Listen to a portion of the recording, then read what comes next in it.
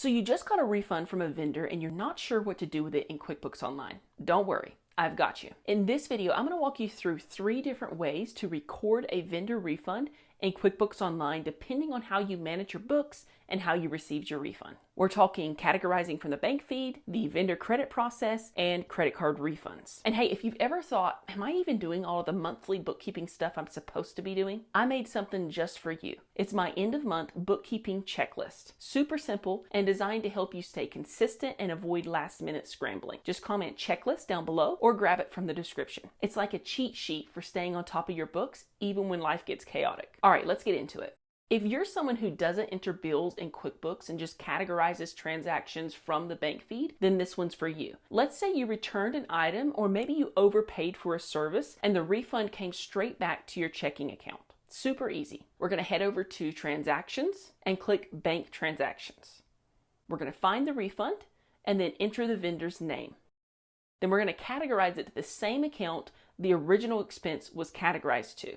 So if you originally categorized that expense to bookkeeper, you'll enter the same one here and then click confirm. Boom, done. Now, occasionally QuickBooks likes to be a little weird and that refund doesn't show up under the vendor's name in their historical transactions. So if that's important to you, and it usually is, and if QuickBooks is pulling that stunt on your account, then follow this next process that we're about to cover instead. Now, if you're someone who enters bills into QuickBooks to track your accounts payable and a vendor issued you a refund, then here's the process. First of all, we're going to create a vendor credit. So we're going to click on the plus new button and choose vendor credit. Now we're going to enter the vendor, the date, and the reference number if you have one. Then further down the screen, we're going to enter either the item details or category details that this refund was for. You want to make sure that this is the same item or category that you used for the bill when you entered the bill from this vendor. Then we'll enter a description and the refund amount. And if this was billable to a customer, enter that here. Then down at the bottom left, we can enter a memo and we can attach supporting documents if needed. Then at the bottom right, we'll click Save and Close. Next, we're going to record the bank deposit when we receive the refund. So click the plus new button again, and this time choose Bank Deposit. We're going to choose the correct bank account and the deposit date. And then down here in the Add Funds to this deposit section, we're going to select the Received From field and we're going to enter our vendor's name there. Now in the Account field, here we're going to enter Accounts Payable. Then we can enter a description, a payment method. So let's select check here. We can put a reference number here and then our amount. Now, if you're depositing other checks or payments with this deposit, make sure to select those or enter those here as well. And then at the bottom right, we're going to click on Save and Close.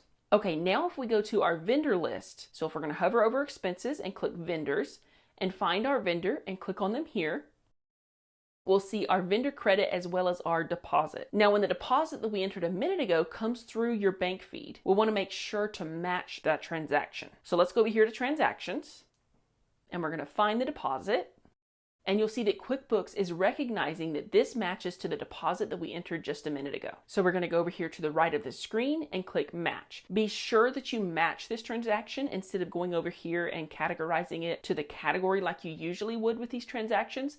Because if you do that after entering the vendor credit and the deposit like we did a minute ago, then that will duplicate that refund in the books and make your books inaccurate. So make sure to hit the match button. This way of recording the vendor refund keeps your payables accurate and ensures the refund is tracked and applied accurately. Now, if the original purchase was made with a credit card and the refund is returned to your credit card and it shows up in your transactions on the banking feed, there are 2 ways that we can take care of it. The quick and easy way is to just go to your credit card bank feed by clicking on Transactions, go to the correct credit card account, find the refund.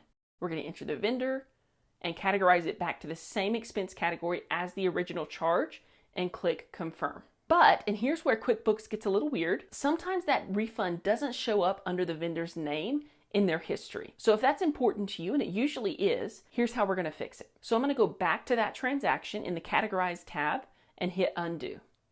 Now, step 1, we're going to go up here to the plus new button and we're going to click on Credit Card Credit.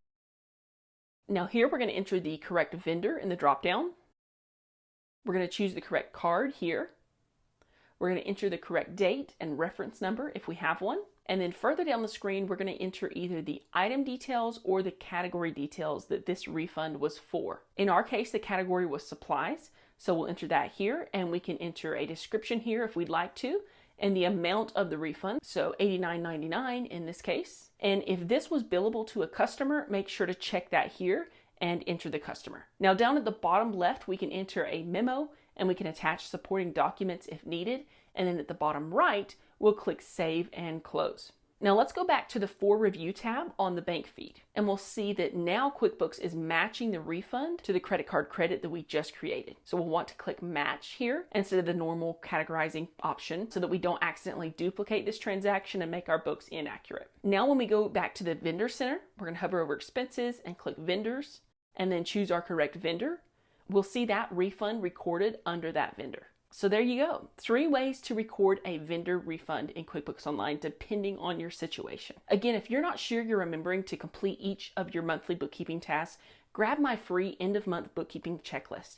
Just comment checklist below or head to the description to grab your copy. And if you're still wondering, what do you do if you didn't get cash back, but your vendor gave you a credit instead?